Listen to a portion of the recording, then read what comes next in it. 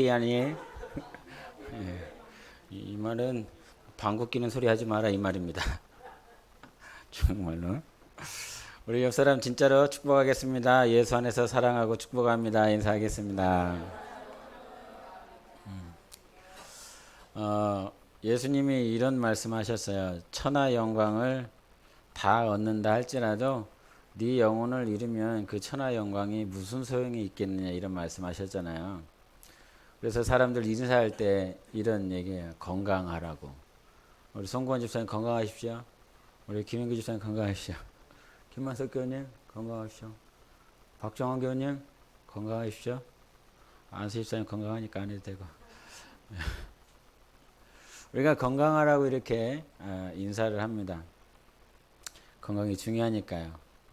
육신을 잃어버리면 건강을 잃으면 다 잃으니까. 근데 주님이 좀 더 중요하게 생각하시는 걸 우리에게 말씀하셨어요. 천하 영광을 잃어버린다. 근데 네 목숨 잃어버리면 그게 무슨 소용이 있냐. 이런 말씀을 하셔서 네 육신이 중요하다. 네 생명이 중요하다. 이런 말씀도 하셨는데 그 생명보다 즉 육신의 생명보다 더 중요한 게 있는데 그것은 영혼의 생명입니다. 여러분 생각해 보십시오. 가장 잘 아시는 분이 오셔서 말씀을 해주셨다면 그것에 대해서 좀 신뢰하게 되잖아요. 여러분이 병원에 가게 되는 이유, 나는 무슨 암에 대해서 들으면 그냥 뭐 죽는갑다 이제. 과거에는 그렇게 생각 많이 해서 치료도 안 하고 그냥 포기를 해버렸어요. 그런데 비록 암이라고 할지라도 의사가 이거 수술하고 몇 개월 좀 정말 힘을 다해서 식이요법하고 또 이렇게 운동도 하시고 건강을 챙기시면 다시 회복할 수 있다라고 의사가 그와 같이 말을 해주고 함께 해보자고 그러면 뭐가 나요? 용기가 나죠. 그지요? 권위를 가지고 있고 지식을 가지고 있는 자가 말을 해주니까 그것에 대해서 신뢰할 수 있어요. 우리 하나님은 전지전능하십니다. 그 하나님께서 말씀을 하셨다면 내가 비록 보지 않았다 할지라도 의사도 치료하는 거 그러잖아요. 내 암덩어리가 나가 어디 있는지 내 육신으로 볼 수가 없어. 만질 수도 없어. 그런데 의사는 CT를 찍든 MRI를 찍든 해서 그것을 보고 말을 해준다 이 말이죠. 영적 세계, 하나님이 지으신 모든 세계를 당신이 창조하시고 그것에 대해서 우리에게 친히 말씀을 해주셨으면 그것을 우리는 믿음을 가지고 여러분의 믿음을 부여하셔서 그 말씀을 신뢰하시기를 바랍니다. 그 말씀을 받아들이세요. 할렐루야. 하나님이 하신 말씀을 받아들이세요. 육신의 생명보다 더 중요한 것이 있으니 영혼의 생명이라는 것입니다. 육신보다 더 중요한 것이 영혼이라는 것입니다. 그런데 이 영혼을 향하여 하나님께서 오늘 하신 말씀 가운데 1장 9절의 말씀 성경을 보세요 여러분. 1장 9절인데요. 중요한 말씀을 하고 있어요. 1장 9절에 우리 조예반이 한번 읽어주기 바랍니다. 에베소서 1장 9절 시작.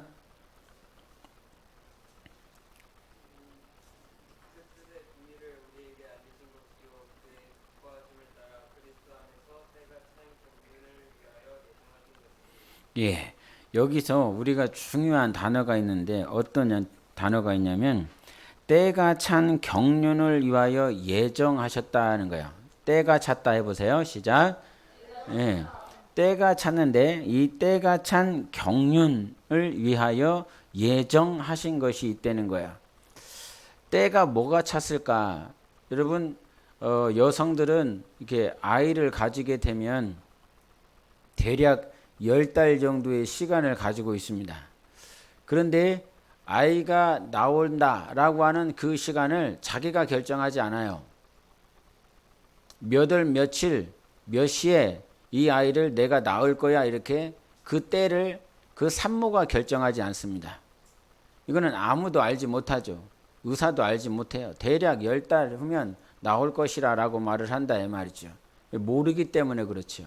알 수 없으니까. 근데 결혼을 한다고 해보십시오. 결혼을 한다고 그러면 몇 월, 며칠, 몇 시에 어디서 우리가 결혼식을 하자 이렇게 하면 그 때를 누가 결정을 합니까? 결혼식 당사자가 결정하게 됩니다. 그래서 그 때를 결정하는 자가 그것을 계획하는 자가 결정을 하는 거예요. 그 때는 그 플래너를 가지고 있는 계획자가 모든 때를 결정하게 되어 있어요. 자, 때가 찼다라고 하는 이 말은 무슨 말이냐면 이 때를 결정하신 계획자, 그 계획을 세우신 분이 있다라고 하는 것입니다. 근데 그 때가 찼다 그러면 뭘 위한 거냐? 결혼식을 몇 월 며칠에 한다라고 그런다면 무엇을 위한 시간입니까? 결혼식을 위한 시간입니다. 회갑을 한다 그러면 회갑을 위한 시간, 때가 딱 된 것이지요. 그러면 여러분에게 묻겠습니다.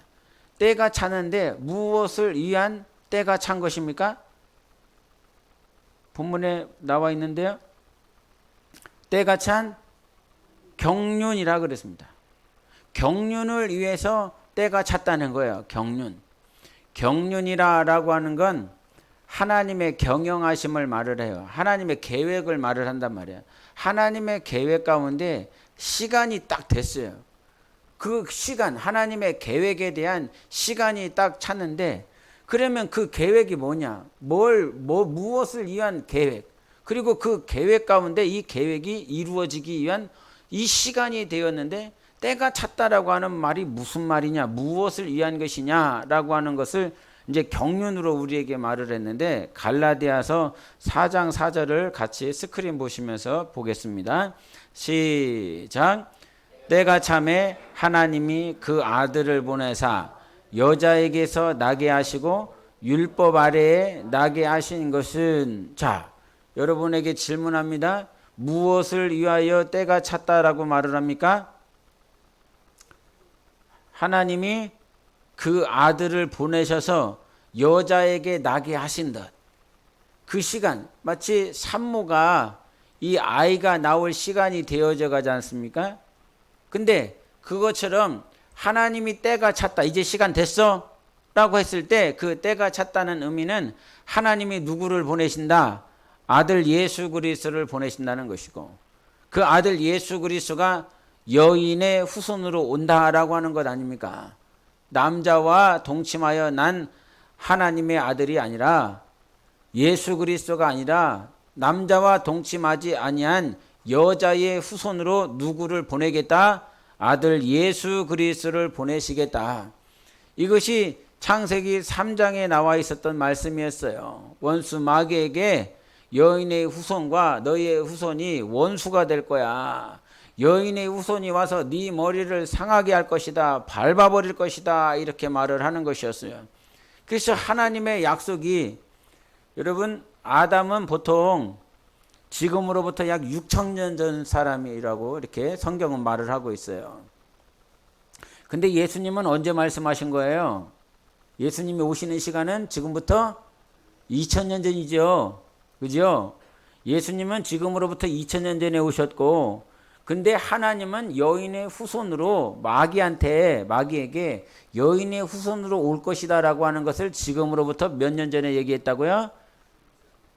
몇 년 전에 얘기했다고요? 6,000년 전에 말씀하셨다고요. 그러니까 하나님이 아들 예수 그리스도가 여인의 후손으로 오시겠다라고 말씀하시고 4,000년이 지나고 난 다음에 친히 이스라엘 땅에 오셨어요.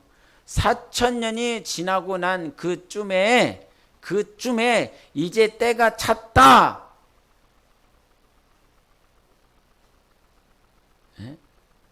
그 시간이 때가 찼다. 이게 인류 역사 가운데서는 4,000년의 시간이지만 인류 역사의 4,000년의 시간이지만 4,000년이 지났으니까 때가 차서 내가 아들을 보낸다. 인류 역사의 4,000년이 아니라 때가 찼는데 때가 찬 경륜을 위하여 뭐라고 그럽니까? 예정했다는 거예요. 예정하셨다 해보세요. 시작. 예정하셨다. 시작. 예정하셨다. 이 예정이라고 하는 것은 하나님께서 지금 우리가 창세기 에베소서 1장에 말씀하신 것처럼 곧 창세 전에라고 말씀하고 있어요. 곧 창세 전에 하나님의 아들이 이 땅에 오실 것이 예정이 됐다 안 됐다. 이거 잘 아셔야 됩니다, 여러분. 잘 아셔야 됩니다. 하나님의 아들이 이 땅에 오시는 것은 인간의 역사 가운데서 갑자기 하나님께서 계획한 것이 아니라 하나님이 창세 전부터 누구를 위하여? 바로 인류를 위하여 아들 예수 그리스도를 보내시겠다라고 하는 것이 예정이 되고 결정이 된 것이라 이 말입니다. 그래서 여기서 우리가 중요하게 생각해야 되는 게 지난 주일에 그리스도라고 얘기를 했어요. 그리스도. 그래서 그리스도의 뜻이 무엇이었어요? 그리스도는 기름 부음을 받았다. 그래서 제사장에게 기름을 부었고 또 선지자에게 기름을 부었고 왕에게 기름 부음을 주었어요. 하나님의 일을 대신하라고 기름을 부었단 말입니다. 그러면 아들 예수 그리스도가 기름 부음 받아서 이 땅에 하신 일이 무엇인가 라고 하는 것이 왕으로서 제사장으로서 선지자로서 하는 것이 바로 그리스도가 되셔서 이 땅에 오셔서 하나님의 일을 하는 거예요. 근데 여기서 이해했다 치고 1장 7절을 보시겠습니다. 에베소서 1장 7절 같이 보시겠습니다. 시작. 우리는 그리스도 안에서 그의 은혜의 풍성함을 따라 그의 피로 말미암아 성령 곧 죄사함을 받았느니라. 그러면서 다음에 등장하는 단어가 뭡니까? 이는인 거예요. 이는 무엇을 위해서? 때가 찬 경륜을 위해서라고 말하는 거예요. 이해하셔야 돼요, 여러분. 지금 다시 한번 우리는 그리스도 안에서 그의 은혜의 풍성함을 따라 그의 피로 말미암아 속량 곧 제사함을 받았는데, 그의 피로 속량 제사함을 받았는데 이는 왜 그래요? 때가 찬 경륜을 위하여. 하나님께서 창세 전에 우리를 위한 하나님의 경영, 하나님의 계획을 위하여, 이것을 이루기 위하여 바로 예수 그리스도가 말씀이 육신이 되시고 무엇을 흘렸다는 것입니까? 예수의 피를 흘렸다는 거예요. 이해하십니까? 이해하십니까? 다시 한번, 하나님은 창세 전부터 하나님의 뜻을 가지고 계시는데 이 뜻을 이루시기 위해서 계속 기다리고 계셨어요. 계속 인류의 역사 가운데서 하나님은 딱 한 가지를 기다리고 있어요. 뭐? 하나님의 아들을 보낼 때를 찾고 기다리고 계시는 거예요. 근데 이 아들 예수 그리스도를 이 땅에 보내실 때에 그리스도로서 하나님의 뜻을, 하나님의 계획을, 하나님의 의도를 이루시기 위하여 바로 아들 예수 그리스도가 오시는데, 그 예수 그리스도가 아버지의 뜻, 그 경륜을 이루는 데 있어서 무엇을 흘린다? 예수의 피를 흘리는 거예요. 피를 흘려서 인간을 속량한다라고 하는 것입니다. 그것이 하나님의 창세전 계획이요 경륜인 거예요. 할렐루야. 이해하셨어요? 이해하셨어요? 이해했으면 옆 사람에게 얘기해 보세요. 지금 이해한 거 얘기해 보세요. 이해한 거. 그래요. 이해하신 거 얘기하니까 그러니까 다시 똑바로 들으시라고. 하나님은 창세전에 하나님의 계획이 있어요. 이해하셨죠? 근데 그 계획을 따라서 하나님의 아들이 오셨어요. 근데 그 하나님의 아들이 하나님의 경륜, 하나님의 그 뜻, 하나님의 그 계획을 위해서 무엇을 흘리냐면 예수의 피, 아들의 피를 흘리시는 거예요. 그 피 흘림을 통해서 우리를 속량한다라고 하는 것이죠. 그러니 왜 이게 중요하냐? 왜 이것이 중요하냐? 우리가 죄 사함을 받는 건 하나님이 영원 전부터, 창세 전부터 하나님의 계획이라는 거예요. 하나님의 계획. 그러니까 의사가 환자한테 당신은 여기를 이 혹을 떼내야 치료를 받을 수 있습니다, 이렇게 얘기를 하는 거잖아요. 그러면 그 수술을 하려면 그 혹을 떼내야 그 환자가 치료를 받을 수 있는 거지요. 근데 이 혹을 안 떼내고 다른 거를 막 다른 거 장기를 막 헤쳐놓고 막 거기다가 이상한 거 쑤셔놓으면 그 사람이 낫을 수 있어요, 없어요? 없는 거지요. 자, 하나님이 우리에게 말씀하신다 이 말이에요. 하나님이 치료자가 되셔서, 의사가 되셔서, 계획자 플래너가 되셔서 우리에게 말씀을 하시는데, 야!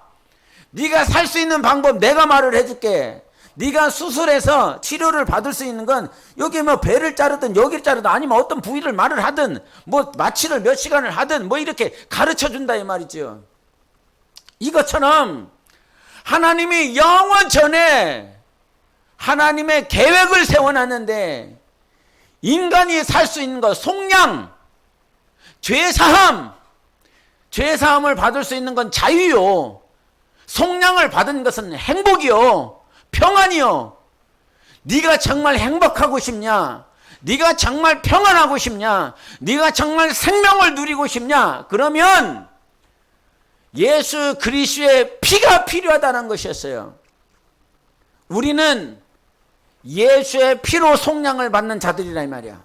예수의 피로 자유를 얻는 거예요. 예수의 피로 생명을 얻는 거예요. 레위기 17장 11절에 보면 이런 말씀이 있는데 한번 같이 살펴보시겠습니다. 우리 성경을 펴보세요. 레위기 17장 11절을 같이 보세요. 레위기 17장 11절 빨리 펴보세요.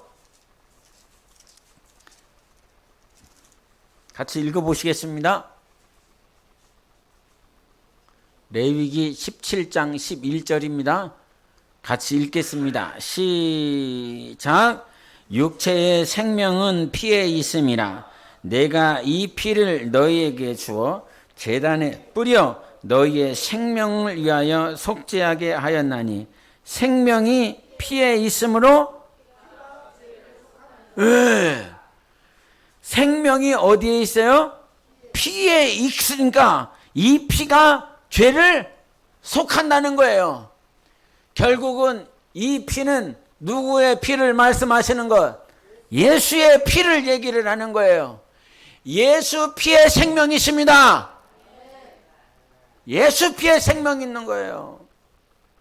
이걸 의사이신 예수님이 수술하기 전에, 우리가 병들기 전에 이미 다 예정을 해 놓으신 것이라 이 말입니다.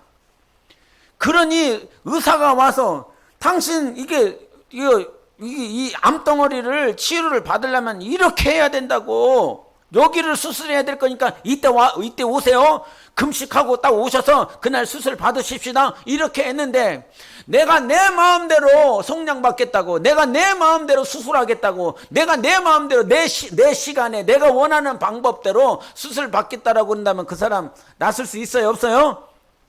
없어요. 그 사람 자유할 수 없어요. 그 사람 행복할 수 없어요. 예수 피에 생명이 있습니다. 그 피가 우리를 속죄하겠다라고 오늘 에베소서 1장 7절에 말씀하신 거예요. 그리스도 안에서 그 은혜의 풍성함을 쫓아서 그의 피로 속량 곧 죄사함을 받았느니라 라고 말씀하시는 거예요. 우리는, 모든 인류는 어떻게 죄사함을 받을 수 있습니까? 예수 피로 받는 거예요. 예수의 생명으로 받는 거예요. 죄사함을 그렇게 받는 거예요. 죄사함. 여러분에게 한 가지 질문하기를 원해요. 죄는 경중이 있습니까? 옆 사람에게 질문해 보세요. 옆 사람에게 질문하세요. 죄는 경중이 있습니까?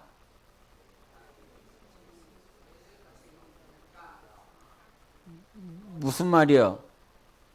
어떤 죄는 더 중하고 어떤 죄는 가볍냐? 이렇게 물어본 거예요. 예? 목사한테 사기치면 그 죄값은 무거워요? 가벼워요? 무거워요? 무겁죠? 근데 왜 예배 오겠다고 그러놓고 안 와? 기도하겠다고 그러놓고 왜 기도 안 해? 맨날 사기만 쳐. 예? 예배 오겠다고 그러면 와야지. 기도하겠다면 기도해야지. 전도하겠다면 전도해야지. 예? 근데 다시 한번 얘기를 합니다. 물어보는 거예요. 죄는 무거운 죄가 있고 가벼운 죄가 있냐고요. 대답해 보세요. 김종건 선생님, 죄가 있어요, 없어요? 무거운 죄가 있고 가벼운 죄가 있어요? 뭐라는 거예요? 똑같다고요? 그러면 송구원 집사님이 송구원 집사님이 뭘 해야 돼? 가벼운 죄가 뭐가 있어? 우리 송구원 집사님이 무거운 죄 뭐 졌어요? 죄는 똑같아. 근데 생각해봐요. 그럼 어떤 죄에 대해서 내가 반응이요 미적지근해요. 안 그래요? 근데 어떤 죄에 대해서 내가 불같이 일어나요. 그런 적 있어요, 없어요? 있죠? 있죠? 분명히 있을걸요? 예? 얘가 나를 고의적으로 한 대 그냥 살짝 때렸어. 그 때렸으니까 뭐 그거를 뭐 죄라고 정의하기는 조금 그렇지만 그게 가벼운 죄라고 칩시다. 근데 얘가 나를 가볍게 친 게 아니라 나를 칼로 와서 찔렀어. 그러면 내 반응이 어때요? 인간의 반응이 어때요? 그냥 살살 친 것에 대해서는 그냥 넘어갈 수 있어요. 근데 이놈이 내 아들을 살살 친 게 아니라 칼로 와서 찔렀어. 그러면 내 반응이요? 굉장히 과격해질걸요? 이 말은 무슨 말입니까? 네 안에 이 죄는 가볍고 이 죄는 무겁다라고 하는 인식이 있는 거죠. 그렇죠? 예? 제가 언제 분노할까요? 예배 때 똑바로 오세요. 예배 똑바로 드리세요.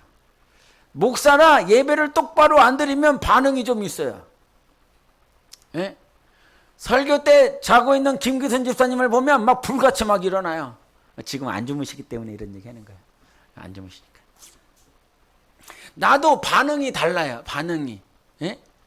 저 중국에서 조예반이 뭐 이렇게 시계를 뭐 했나 뭐 이렇게 도둑질을 해갔어. 집에 있는 거를. 그래갖고 너 어딨냐 그랬더니 계속 거짓말을 하는 거야. 그래갖고 한번 대따시게 두들겨 맞았죠. 엄청. 여러분도 마찬가지일 것입니다. 내 자식이나 아니면 어떤 동료 관계 가운데서 이게 뭐 100원 사기친 거는 내가 그냥 그래요. 뭐 100원인데. 근데 전 재산을 날릴 만한 집을 다 날리고 할 만한 그런 사기를 동료가 쳤다라고 그러면 아마 밥도 못 먹을걸요. 몇 달, 며칠을 고생하며 이 마음에 막 분을 삭히지 못해서 힘든 시간을 보낼 것입니다. 왜냐? 인간은 계속 자라나면서 죄에 대한 경중을 스스로 깨닫기 시작했어요. 알기 시작했어요. 네? 그래서 내 자식이 작은 거짓말에는 하지 마라 이렇게 하면서 넘어갈 수 있어요. 근데 시간이 계속 지나면서 똑같이 계속 거짓말을 하고 계속 속이면 어떻게 돼요? 단절하게 되죠. 왜냐하면 그것이 너무 죄가 중하다라고 스스로 생각하니까요. 근데 이것이 그러면 성경에는 그런 죄의 경중이 있을까요? 없을까요? 성경에는 인간 사회에서는 죄의 경중을 우리는 스스로 깨닫고 있어요. 그러면 성경은 죄의 경중이 있을까요? 없을까요? 있을까요? 없을까요? 없어요? 있어요? 뭐요? 있냐고요? 없냐고요? 우리 한번 보세요. 레위기 4장을 한번 보세요. 레위기 4장. 여기 스크린 보세요. 같이 읽어보십시다. 잘 읽어야 돼요. 그래야 구분이 돼요. 잘 읽어야 돼요. 시작. 만일 기름 부음을 받은 제사장이 범죄하여 백성의 허물이 되었으면 그가 범한 죄로 말미암아 흠없는 수송아지로 속죄 제물을 삼아 여호와께 드릴지니 그랬어요. 여기는 누구예요? 누가 등장합니까? 인물이. 예, 제사장이 등장했어요. 제사장. 자, 다음 구절 22절 23절 시작. 만일 족장이 그의 하나님 여호와의 계명 중 여기까지만 읽어도 될 것 같아요. 여기서는 뭐라고 그래? 누가 등장하죠? 족장이 등장해요. 그 첫 번째 사람은 누구예요? 제사장. 두 번째는 족장. 다음 거 마지막 시작. 만일 평민의 한 사람, 일반 백성이라 이 말이야. 제사장이 있고 족장이 있고 평민이 이렇게 등장을 해요. 똑같이 죄를 범했어요. 하나님 앞에서 죄를 범했는데 그 23절에 보면 제사장이 들고 가는 게 뭐예요? 제물로 수송아지 들고 가죠. 제사장은 뭐 들고 간다? 수송아지 들고 간다. 그럼 22절 23절 저기 맨 마지막 줄 나오죠. 숫 염소를 들고 갔어요. 누가요? 족장은 뭘 들고 간다? 숫 염소를 들고 간다. 자, 27절 28절에 보면 여기는 누가 등장하죠? 뭐가 등장해요? 흠없는 암염소를 들고 가자. 자, 제사장은 뭘 들고 갑니까? 숭아지. 그 다음에 족장은요? 순염소. 그 다음에 평민은 암염소를 들고 가요. 자, 이 말이 무슨 말이에요? 이미 제사장, 족장, 평민 어떤 신분의 지위의 고하를 얘기를 하고 있어요. 높고 낮음을 얘기를 하고 있어요. 근데 이 제사장이 하나님 앞에 범죄를 하면 내용물이 다르죠. 재물이 다르죠. 예? 여러분 소가 비싸요? 염소가 비싸요? 소가 비싸죠? 소 좀 가져오세요. 예? 제사장의 그 지위와 송아지를 가지고 가는 그 재물의 그 성격이 이게 가치가 동일시 되어지고 있습니다. 족장이 가지고 가는 건 뭘 가지고 가죠? 순염소를 가져가고 평민이 가져가는 건 암염소를 가지고 가고 있다 이 말이에요. 그러니까 어떤 지위와 신분과 하는 그 일에 따라 분명히 부지 중에 하나님 앞에 범죄해서 이건 똑같아요. 부지 중에 내용물은 똑같아요. 내용물. 에? 내용물은 똑같은데 그 자기가 범죄한 그 항목은 똑같은데 이 하나님 앞에 가져가야 될 재물의 가치가 달라지는 거지요. 이 말은 무슨 말입니까? 이 과거 구약에 죄를 똑같이 범했다라고 할지라도 이 죄를 어떻게 이 죄의 크기가 죄의 무거움이 다르다라고 하는 사실을 성경은 가르쳐주고 있어요. 그리고 또 하나 체크해 보실 게 이게 있는데요. 6절을 한번 보세요. 4장 6절 제사장 등장합니다. 시작. 그 제사장이 손가락에 그 피를 찍어 여호와 그 성소의 휘장 앞에 7번 뿌릴 것이나 제사장이 제물을 어디까지 가져갑니까? 그 피를 성소까지 가져가요. 성소까지. 성소. 성막을 아셔야 돼요. 성막을 아셔야 됩니다. 성소를 아셔야 됩니다. 성소를 아셔야 돼요. 자, 그 다음에 25절 시작. 그 속죄제물의 피를 손가락에 찍어 번제단 뿔에 뿌리고 그 피는 번제단 밑에 쏟고 여기서 지금 제사장이 등장하는데 이 제사장이 누구의 피를 가지고 가냐면 그 족장이 지은 그 죄의 피를 가지고 가는 거예요. 제사장의 죄를 가진 그 피가 아니라 족장이 죄를 지은 그것에 대해서 피를 어디까지 가져갑니까? 번제단까지 가져가요. 번제단. 그 다음에 마지막으로 30절 시작. 제사장은 그 손가락으로 피를 찍어 번제단 뿔들에 바르고 그 피 전부를 이것은 평민의 죄예요. 좀 다르죠? 제사장이 지은 죄는 어디까지 끌고 갑니까? 성소 휘장까지 가는 거예요. 근데 족장하고 일반 평민은 어디까지 갑니까? 번제단까지 가는 거예요. 그러니까 이 깊이 얼마만큼 더 중하게 여기느냐 이거를 구약은 분명히 말씀하고 있어요. 이 죄가 중요해.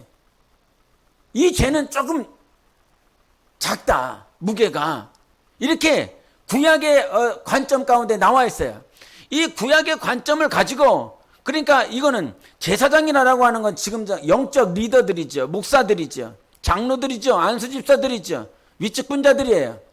근데 그들이 죄를 범하는 것이 일반 성도들이 죄를 범하는 것보다 하나님은 어떻게 보는 거예요? 더 중요하게 보는 거예요.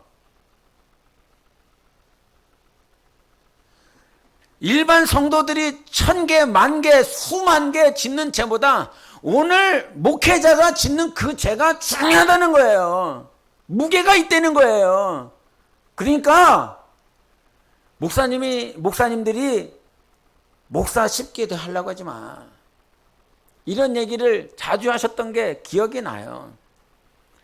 주님이 부르셨고 주님이 인도하셨기 때문에 목회자의 길로 가는데 정말 하나님의 부르심을 어떻게 해서든지, 그러면서 과거 스승 목사님이 목사 안수를 줄 때 막 옆에서 막 울었었던 그 기억이 막 사진처럼 저한테 기억되어 있어요. 제 머릿속에 이 한쪽에서 막 눈물을 훔쳐가면서 한쪽에서는 안수를 주고 있는데, 얼마나 힘들고 얼마나 어려운 길을 가는 것인지 아무도 몰라. 가본 사람만 알아. 그러면서 막 눈물을 흘리시더라고요. 그러니까 여러분, 나무를 봐도요, 저 나무 끄트머리, 가지 끄트머리에 있는 잎사귀들이 막 흔들린다라고 할지라도 나무가 휘청이지 않아요. 끄트머리에 있는 그 나무 잎사귀가 흔들린다고 해서 나무가 꺾이지 않아요. 그러나 그 나무의 뿌리가 뽑히면 그 나무 전체가 죽는 거거든요. 이처럼 구약에서는 하나님께서 분명히 죄에 대한 경중을 얘기를 하셨어요. 그러면 신약은 죄의 경중이 있을까요, 없을까요? 예수님이 오셔서 그 죄의 경중에 대해서 말씀하셨을까요, 안 하셨을까요? 말씀하셨어요. 예수님도 오셔서 죄의 경중을 말씀하셨어요. 50데나리온과 500데나리온은 빚진 자가 있는데, 그 500데나리온 빚진 자도 50데나리온 빚진 자도 동일하게 이 죄의 용서를 받았다라고 그런다면, 500데나리온 가지고 있는 죄를 가지고 있는 자가 더 많이 용서를 많이 받았냐, 50데나리온 그 가지고 있는 자가 더 많은 죄를 용서받았느냐, 이렇게 말씀하실 때 누가 더 죄를 더 많이 용서받았어요? 500데나리온 그 빚진 자가 용서함을 받은 것이 더 많이 죄사함 받았다라고 하는 거예요. 그러면 과거 구약이나 신약이나 여전히 예수님이 오셨을 때도 마찬가지로 수송아지를 가져갔어야 돼요. 더 중한 죄를 가지고 있는 자는 수송아지를 가져가야 되고, 순염소를 가져가야 되고, 암염소를 가져가야 되고, 어떤 사람은 비둘기를 가져가야 되고, 죄의 경중에 쫓아서 그와 같이 하나님 앞에 제물을 드렸단 말이죠. 여전히 인간사회, 우리들한테도 마찬가지예요. 우리들도 지금 이 사람이 나에게 죄를 범했을 때 죄의 경중을 이렇게 막 따진다 이 말이에요. 죄의 경중. 그런데 죄가 무엇이냐면, 죄는 하나님의 영광에 다다르지 못하는 것이다. 죄가 뭐라고요? 하나님의 영광에 다다르지 못하는 것이 죄라 이 말이에요. 분명히 이 죄는 죄의 경중이 있어요. 근데 500데나리온 빚진 자도 하나님의 영광에 다다를 수 있어요, 없어요? 못해요. 50데나리온 빚진 자도 하나님의 영광에 다다를 수 없어요. 50데나리온, 500데나리온 죄의 경중은 있지만 결국 이 죄는 누구에게 다다르지 못하느냐? 하나님께 다다르지 못하는 것입니다. 내가 거짓말을 했든, 아니면 내가 살인을 했든, 내가 아니면 사기를 쳤든, 누군가를 죽였든, 어떤 누군가를 욕심을 내서 그것을 자기 것으로 만들었든, 그 모든 죄는 누구의 영광에 다다르지 못한다? 하나님의 영광에 다다르지 못한다는 거예요. 근데 이 제사장에게 필요한 거는 수소란 말이에요. 족장에게 필요한 건 수염소라 이 말이에요.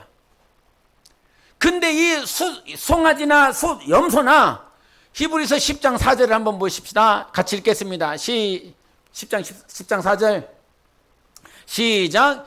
이는 황소와 염소의 피가 능히 죄를 없이 하지 못함이라. 황소도 염소도 우리의 죄를 용서할 수 없습니다. 죄를 사할 수 없습니다. 근데 우리가 레위기 17장 11절 있었던 것처럼 황소와 염소의 피에는 생명이 없어요. 뭐 살리는 생명이 없다 이 말이에요. 우리를 회복하는 생명이 없어요. 그러나 예수 피에는 뭐가 있습니까? 생명이 있습니다. 예수 피에 생명이 있습니다. 우리 한번 하십시다. 예수 피에 생명이 있다. 시작. 예수 피에 생명이 있다. 예수 피에 생명이 있다. 예수 피에 생명이 있다. 아멘. 그래서 그 예수 피에 생명이 있기 때문에 10장 14절 시작. 그가 거룩하게 된 자들을 한 번의 제사로 영원히 온전하게 하셨습니다. 예수의 피로 우리를 영원히 온전하게 해주셨습니다. 우리는요 지금 여전히 이 양심 속에 자기 죄의 경중을 따지고 있어요. 자기 양심, 자기 생각. 남편이 사기치는 게 죄가 심해요? 아니면 남편이 살인을 하는 게 죄가 더 심해요? 살인하는 게 더 심해요? 자, 그러면 다윗이 두 가지 죄를 범했어요. 우리아를 죽였죠. 그지요? 밧세바를 범했지요. 그러면 뭐가 더 중해요? 우리아를 죽인 게 죄가 심해요? 밧세바를 범한 게 더 심해요? 빨리 얘기해. 에? 살인한 거. 송권 집사님. 자, 그러면 김종호 사님한테 물어보는 게 쉬운 것 같아요. 송권 집사님이 우리아를 죽인 게 더 죄가 심해요? 밧세바를 범한 게 더 심해요? 에? 똑같다고? 똑같아요? 뭐 똑같이 볼 수도 있죠. 죄의 크기를 똑같이 볼 수도 있겠죠. 그러면 뭐에 더 분노할 거예요? 김종건 사님 똑같이 분노할 거예요? 우리야 죽였으면 똑같이 분노하는 그 양반. 다른 년하고 잤어.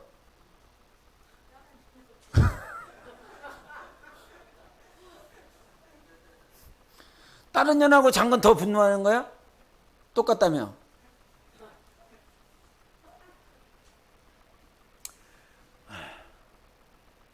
우스울 수 있지만 우리는 우리 안에 죄의 경중을 따지고 있어요. 근데 예수님의 피는 모든 죄가 다 똑같은 거예요. 구약이든 신약이든 인간의 양심은 오늘도 여전히 이 죄 때문에, 저 죄 때문에, 이것 때문에 굉장히 힘들어하고 어려워하는데, 그래서 나름대로 자기가 가지고 있는 이 죄에 대해서 이 경중을 따지고 있어요. 근데 예수 그리스도의 피는, 예수 그리스도의 생명은, 예수님의 관점, 하나님의 관점은 나의 영광에 다 이를 수 없다는 거예요. 근데 여러분 보십시오. 죄는 하나님께 다다를 수 없는데 창세 전에 하나님의 뜻이 있었어요. 계획이 있었어요. 이거는 결정해 놓을 거야.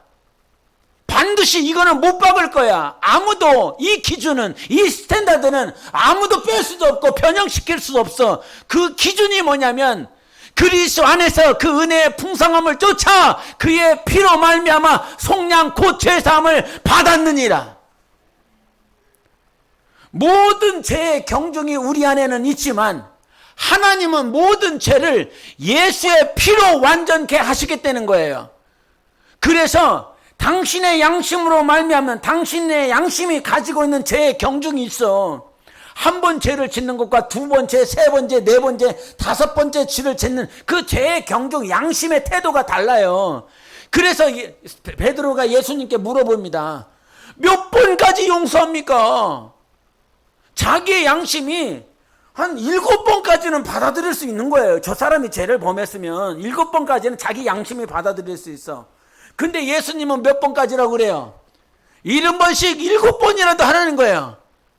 주님은 너는 지금 양심을 쫓아서 횟수, 죄의 용서에 대한 횟수를 말을 하고 있지만 예수 그리스도는 영원히 우리를 용서하시고 그 예수 그리스도의 보혈로 말미암아 영원히 우리를 온전케 하시는 하나님이시라는 거예요. 히브리서 한번 9장을 보세요, 여러분. 히브리서 9장, 성경 펼치세요. 9장 14절을 보시겠습니다. 히브리서 9장 14절. 히브리서 9장 14절 같이 읽겠습니다. 시작. 하물며 영원하신 성령으로 말미암아 흠없는 자기를 하나님께 드린 그리스도의 피가 어찌 너희 양심을 죽은 행실에서 깨끗하게 하고 살아계신 하나님을 섬기게 하지 못하겠느냐. 아멘. 어찌 너희 양심을 죽은 행실에서 깨끗하게 못하겠느냐. 뭐가요? 성령으로 말미암아 흠없는 자기 피를 들이신 그 예수 그리스도의 피가, 예수 그리스도의 십자가가, 예수 그리스도의 보혈이 너희의 양심을 어찌 깨끗하게 할 수가 없겠느냐라고 말씀하시는 거예요. 예수의 피는 우리의 양심까지도 깨끗하게 하실 수 있어요. 내가 가지고 있는 죄의 경중으로 인하여 나는 힘들고요. 그리고 여기서도 그러잖아요. 깨끗하게 하고 살아계신 하나님을 섬기게 하지 못하겠느냐, 이렇게 얘기한단 말이야. 내가 하나님을 섬겨, 직분자야. 하나님을 섬기겠다고 했어. 그런데도 불구하고 막 죄를 범해. 그러니 이 직분자가, 사명자가, 소명자가 그 죄로 말미암아 나 같은 놈이 무슨 하나님을 섬길 수 있겠느냐. 나 같은 년이 무슨 하나님을 섬긴다고 기도하고 있겠느냐. 이럴 수 있다는 거예요. 근데 이 모든 양심에서 무엇만이, 예수 그리스도의 피만이 우리를 자유케 할 수 있다라고 하는 것입니다. 저는 신앙생활에서 죄를 벗어날 수 있다? 죄를 초월할 수 있다? 이거는 나는 불가능하다 생각한다. 죄의 세상을 벗어날 수 있다? 이거를 불가능하다는 거예요. 이 죄의 세상, 이 육신의 세상을 벗어날 수 있다? 이건 불가능하다. 근데 이 죄의 세상에서 우리가 영원히 자유할 수 있는 건 무엇이냐면 바로 예수의 피를 의지하는 거예요. 주님께서 나를 위하여 피 흘려 주셨다. 그래서 요한복음 19장 28절과 30절에 보면 모든 일이 다 이루어진 것을 아셨다는 거예요. 예수님이 모든 일을 다 이루어졌다. 이런 모든 것들을 다 아시고 나서 19장 30절에 다 이루었다 말씀하시며 영혼을 아버지께 맡겨드리는 예수 그리스도를 보세요. 여러분, 다시 한번 믿음을 하나님께 드리세요. 다시 한번 당신의 양심에 따라서 사는 것이 아니라, 우린 낯이 두꺼워야 된다라고 그러는데 인간이 말하는 그런 낯 두꺼움이 아니라, 우리는 양심의 기준이 돼서 살아가는 것이 아니라 하나님의 말씀이 기준이 되어서 사는 사람들입니다. 그 말씀이 기준이 되어서 살아야 우리는 살 수 있어요. 예? 가룟 유다가 왜 죽습니까? 자기 양심 때문에 죽은 거 아닙니까? 내가 예수 그리스도를 판자라고 어찌 살아갈 수 있겠느냐고, 그러면서 자기 양심을 이기지 못하여 자살하여 죽는 것 아닙니까? 왜 자살하여 죽습니까, 여러분? 자기 양심을 못 이기니까 그러는 거예요. 자기 마음을 이기지 못하니까 그러는 거예요. 그런데 우리의 양심은 예수 그리스도의 피로 깨끗해질 수 있는 것입니다. 말씀으로 자유할 수 있는 것입니다. 그래서 너희가 진리를 알지니 진리가 너희를 자유롭게 하리라 말씀해 주시는 것이에요. 주님이 말씀하셨어요. 하나님이 말씀해 주셨어요. 인간의 가르침이 아니라, 인간의 교훈이 아니라 하나님이 우리에게 친히 말씀하여 주신 것입니다. 여러분, 이렇게 들이나 이렇게 여름에 이렇게 가보면 이게 벌들이 엄청 많잖아요. 벌들이. 근데 벌의 특성을 모르면, 일벌의 특성을 모르면 벌이 막 쏠라고 그런단 말이에요. 그러면 뭐예요? 막 도망가죠. 막 도망가. 근데 이놈의 벌이 나를 한번 딱 쐈어. 엄청 따갑지만 그 침을 빼내버리지요. 근데 이 벌이 침을 쏘고 난 다음에 요놈은 무엇을 상실합니까? 자기가 쏠 수 있는 그 침의 능력을 상실했어요, 이미. 요놈은 뭐 하는 놈이에요? 죽는 놈이에요. 죽는 놈. 권세가 없는 놈이에요. 힘이 없는 놈이에요. 능력이 없는 놈이에요. 이미 침을 쏘고 얘는 죽어버리는 놈이에요. 근데 이 침이 다 싸졌는데 이게 벌이다라고 하는 이 존재에 대해서 그냥 얘 벌이다라고 하는 것 때문에 도망가는 사람들이 있어요. 그 벌을 보고요. 벌 자체를 보고. 얘는 이미 침이 다 싸져서 없는데 마치 신앙생활이 그와 같아요. 그래서 오늘 성경 암송 구절이 어디서부터 어디까지냐면 고린도전서 15장 55절부터 57절까지 말씀이에요. 예? 사망에 대해서 얘기를 해요. 죄와 죄의 권능에 대해서 얘기를 해요. 사망아 너희 승리가 어디 있느냐? 그 죄의 그 권능이 어디 있느냐? 죄가 쏘는 것은 그 사망이 쏘는 것은 죄요. 죄의 권능은 율법이라. 예? 근데 우리가 하나님께 우리 한번 주보 보세요. 주보 보세요. 주보 보세요. 제가 읽겠습니다. 사망아 너의 승리가 어딨냐? 사망아 네가 쏘는 게 어딨냐? 사망이 쏘는 것은 죄요. 죄의 권능은 율법이라. 우리 주 예수 그리스도로 말미암아 우리에게 승리를 주신 하나님께 감사하노니 그랬어요.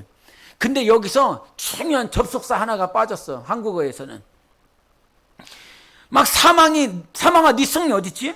사망아 네가 쏘는 게 어딨어? 사망이 쏘는 것은 죄요 죄의 권능은 율법이라. 근데 이 57절 바로 앞에 접속사가 뭐가 빠졌냐면 그러나가 빠졌어요. 그러나 죄가 있고 이 죄의 권능은 율법이지만 우리를 죽이려고 우리를 넘어뜨리려고 계속 율법이 기준이 돼서 행위가 기준이 돼서 우리를 죽이려고 하지만 그러나 우리 주 예수 그리스도께 감사하노니 우리에게 승리를 주시는 하나님께 감사하라는 거예요.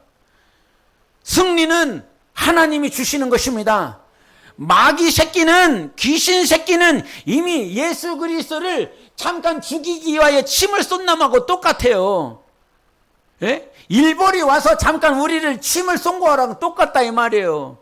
그러나 그 침을 뽑아버리면 아무 능이 없죠. 마귀는 마치 그와 같아요. 예수 그리스도를 십자가에다 두고 죽인 것 같지만 예수 그리스도는 부활이시고 생명이시라 이 말이에요. 살아나신다 이 말입니다. 마귀의 권능을 짓밟아 버렸습니다. 양심의 권능을 짓밟아 버렸습니다. 승리를 주시는 분은 바로 우리 주 예수 그리스도이신 것입니다. 이제 더 이상 양심이 아니라 오늘 주님이 내게 주신 승리로 충만한 여러분의 삶이 되시기를 예수 이름으로 축원합니다. 마귀의 권세를 이기세요. 양심의 그 가책을 이기세요. 예수님이 다 담당하셨어요. 예수님이 십자가에서 다 이루셨다라고 말씀해 주셨습니다. 그 예수 그리스도의 공로 십자가의 피, 그 피로만 우리는 영원히 속량받을 수 있다는 사실을 절대 잊지 마시기를 바랍니다. 이거는 잊어버려서는 안 돼요. 여러분 제발 부탁합니다. 저에게도 신신당부하는 것이고 여러분 영혼에게도 당부하는 것이지만 이거는 정말 당부하는 것입니다. 복음의 핵심이 뭐냐면 예수의 피예요. 예수 보혈이에요. 우리를 살린 건 나의 행위가 아니라 나의 수고가 아니라 예수 보혈이에요. 예수 피의 생명이에요. 그 피로 자유함을 얻을 수 있는 거예요. 우리는 또 죄를 지을 수 있어요. 근데 다시 또 승리할 수 있어요. 왜? 예수 피에 생명이 있으니까요. 인자의 피와 인자의 살을 먹고 마시라. 그러나 인자의 피와 인자의 살을 먹고 마시지 아니하니 너희 안에 생명이 없느니라 말씀해 주셨습니다. 인자의 피와 살을 먹고 마시는 자는 그 안에 생명이 있으니 내가 마지막 날에 그를 살리리라 말씀해 주신 것이에요. 여러분 사세요. 뭘로? 예수 피를 인정하세요. 예수 보혈을 인정하세요. 우리를 승리케 하신 그 보혈로 승리하는 여러분의 삶이 되시기를 예수 이름으로 축원합니다. 기도하시겠습니다. 이 시간 기도할 때에 하나님, 내가 신앙생활 가운데 가장 중요한 것을 잊어버리고 있지는 않은지요. 나의 행위와 나의 수고, 나의 열심은 말을 하지만 하나님은 나의 수고로 나의 열심으로 구원받은 것이 아니라 오직 예수 피로 예수 보혈로 구원받았다라고 말씀을 해주셨습니다. 예수 피가 자랑이 되게 도와주시고 정말 나의 기준이 되게 도와주시옵소서. 사람의 말이 아니라 내 안에 양심이 아니라 오직 예수 그리스도의 그 피, 어린 양의 보혈로 우리가 승리하는 자 될 수 있도록 예수여 외치고 기도하시겠습니다.